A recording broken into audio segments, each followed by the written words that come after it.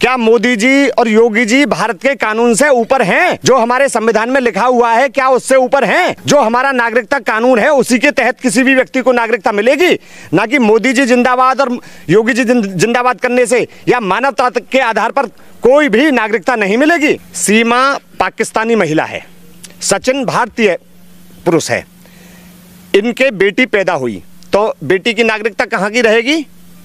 भारतीय नागरिकता जी। तो बेटी की तो नागरिकता भारतीय है, और जो जिस बेटी के होने की जो दुहाई दे रहे हैं एपी सिंह साहब कि अब तो इसको बेटी हो गई है, तो पहले क्या होता था जनाब कि जो पाकिस्तानी जो महिला थी वो भारत में आई और भारत में गर्भवती होने के बाद में जब उनको बच्चा हो जाता था तो उनको भारत की नागरिकता मिल जाती थी। लेकिन ये कानून बहुत समय पहले खत्म किया जा चुका है। वो भी सुनो, उन महिलाओं को नागरिकता मिलती थी जो वैध तरीके से भारत में आई हैं। सीमा तो अवैध तरीके से है, तो सीमा को नागरिकता मिलने का तो कोई सवाल ही पैदा नहीं होता। सीमा कोई मेरी रिश्तेदार थोड़ी है या उसका परिवार कोई मेरे रिश्तेदार थोड़ी है।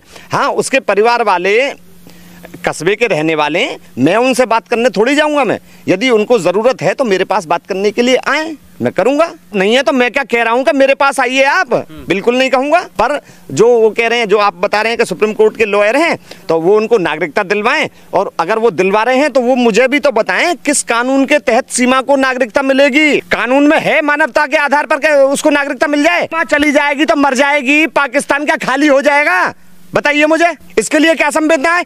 ये इल्लीगल है, अवैध नागरिक है। और मैं मानता हूं कि हो सकता है यदि हमारी केंद्र सरकार और उत्तर प्रदेश सरकार इसकी गहनता से जांच करे तो मैं बता रहा हूं कि सीमा के भी तार पहलगांव हमले से जुड़े हुए निकलेंगे। अगर और 4-5 महिला और आ जाएं, अवैध तरीके से पाकिस्तान की भारत के अंदर आ जाएं महिला, और वो मोदी जी जिंदाबाद और योगी जी जिंदाबाद करने लगे, तो क्या उनको नागरिकता मिल जाएगी? मैं आपको बता देना चाहता हूं कि जो वो वक्तव्य जारी कर रहे हैं कि सीमा को नागरिकता मिलेगी, तो मैं बता देना चाहता हूं अपनी तरफ से, सीमा को कतई भी नागरिकता, भारतीय नागरिकता नहीं मिलेगी। राष्ट्रपति महोदया के पास क्या अपील लगाएंगे वो? राष्ट्रपति महोदया के पास कब अपील लगाई जाती है? किसी व्यक्ति को, किसी अपराधी को आजीवन कारावास हो गया हो या उसको मृत्युदंड दे दिया गया हो, वहीं राष्ट्रपति महोदया के पास दया याचिका लगाई जाती है। सीमा को कोई आजीवन कारावास की सजा नहीं हुई अभी, या उसको मृत्युदंड नहीं हुआ, क्या याचिका लगाई है उन्होंने? बताइए। और यदि याचिका लगाइए तो उन सारी बातों को सार्वजनिक कीजिए ना। ये सीमा पाकिस्तानी नागरिक है, उसको पाकिस्तान डिपोर्ट किया जाएगा। अवैध नागरिक है पाकिस्तान की, तो मैं तो कह रहा हूं कि सबसे पहले सीमा को वापस पाकिस्तान डिपोर्ट किया जाए। और अगर पाकिस्तान डिपोर्ट, यदि जो न्यायिक प्रक्रिया चल रही है इसकी, न्यायालय में जो इसका वाद योजित है, उस प्रक्रिया को पूरा होने तक यदि इसको भारत देश में रखना मुनासिब समझते हैं तो कम से कम सीमा हैदर को रबूपुरा से हटा करके डिटेंशन सेंटर में भेज दिया जाए। राष्ट्रपति महोदया के पास मैंने आपको पहले ही बता दिया कि याचिका लग ही नहीं सकती, वहां पहुंच भी नहीं सकते। क्या एटीएस को एपी सिंह ने कागज दिए थे? बताइए, क्या गृह मंत्रालय में एपी सिंह ने कागज दिए थे? और यदि कोई कागज उन्होंने दिया है तो उसको सार्वजनिक करो ना, सार्वजनिक करिए आप। मैं बता रहा हूं आपको, कोई भी कागज सीमा के संबंध में, नागरिकता के विषय में राष्ट्रपति महोदया के यहां नहीं है। भारत के कानून के अनुसार मैं कह रहा हूं कि सीमा भारत के अंदर नहीं रहेगी।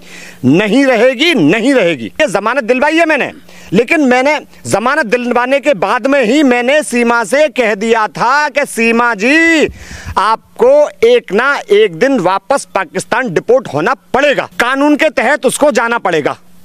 मैं बता रहा हूं आपको, लिख लेना मेरी बात को, आज की बात को। कानून के तहत सीमा को वापस पाकिस्तान जाना पड़ेगा, चाहे पाकिस्तान में उसका और उसके बच्चों का कोई भी हश्र हो। इस बात की गारंटी और जिम्मेदारी हम पर नहीं है। पाकिस्तान के सारे लोगों की जिम्मेदारी क्या भारत ने ले रखी है? वो जिंदा रहे मरे क्या करें, यहाँ के 26 लोगों की जिम्मेदारी कौन लेगा? जिस समय सीमा की कोर्ट में एंट्री हुई थी, मैं सीमा को नहीं जानता था, मैं सचिन को भी नहीं जानता था बाई फेस बाई नेम। मैं सिर्फ जानता था तो सिर्फ सचिन के फादर नेत्रपाल को जानता था। जिस समय इनकी गिरफ्तारी होकर के कोर्ट में इनकी पेशी हो रही थी, गेट में एंट्री हुई थी, तभी मैंने उनको देखा और उन्होंने मुझको देखा। तभी उन्होंने मुझसे कहा कि वकील साहब आप हमारी मदद कीजिए, हमारी जमानत कराइए। लेकिन मैंने उनसे कह दिया, उस दिन तो उनको जेल जाना था।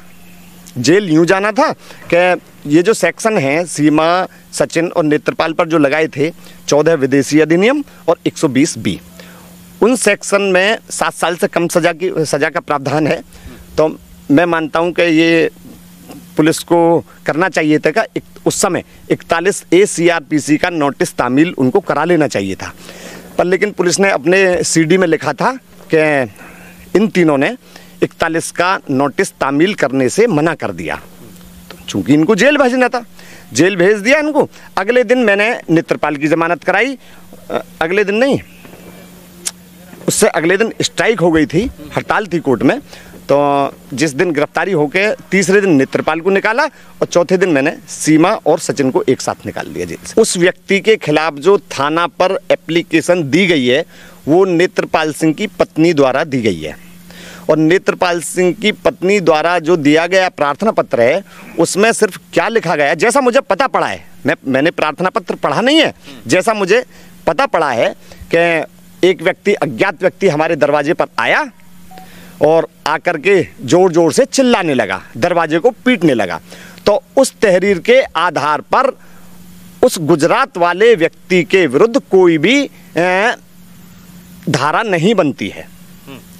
फिर भी मुझे जानकारी हुई कि उस व्यक्ति को आज जेल भेज दिया गया है। कोई भी व्यक्ति पकड़ने से मतलब नहीं है। यदि मेरे साथ कोई घटना हुई है, मैं जो तहरीर थाने पर दूंगा उसी तहरीर के आधार पर मुकदमा पंजीकृत होगा। तो जो उनकी तहरीर आई है उसमें यह लिखा गया, जैसा कि मुझे पता पड़ा, मैंने आपको पहले बताया कि तहरीर मैंने पढ़ी नहीं है, पर लेकिन जो पता चला कि तहरीर में लगा, गेट को पीटने लगा और जोर जोर से चिल्लाने लगा। हो सकता है कि उसने चिल्लाने में गाली वाली बकती हो और उस पर वो धाराएं लगा दी गई हों। यदि सीमा की जान को खतरा है तो सीमा को रबूपुरा से हटा करके स्टेट गवर्नमेंट डिटेंशन सेंटर में क्यों नहीं रख रही? उसको डिटेंशन सेंटर में भेज दिया जाना चाहिए। पहले पति से तलाक नहीं हुआ, दूसरे पति से उसने शादी कर ली, बेटी हो गई, ये सब मैंने आपको बताया है कि ये अवैध महिला है, अवैध है। ये कुछ भी कर ले, एक ना और 2 बच्चे भी कर लेना तो भी ये यहां नहीं रहेगी। मैं बता रहा हूं आपको, सिर्फ एक मुकदमा है जिस मुकदमे में सीमा, सचिन और नेत्रपाल जेल गए, सिर्फ वो मुकदमा है। और यदि ऑन पेपर देखेंगे तो वहां सिर्फ आपको एडवोकेट हेमंत पारासर मिलेगा। और कौन सा मुकदमा बताइए मुझे कि जिसमें AP सिंह सीमा के, सचिन के और नेत्रपाल के वकील हों? बताइए मुझे। बेवजह हल्ला मचाने से नहीं होता। किसी भी मुकदमे में तो दिखाएं मुझे। आज तक की मैं आपसे कह रहा हूं, आज तक किसी भी मुकदमे में AP सिंह उनके वकील हों तो मुझे बता दें और आपके चैनल पर बता दें कि हाँ मैं उस मुकदमे में वकील हूं उनका।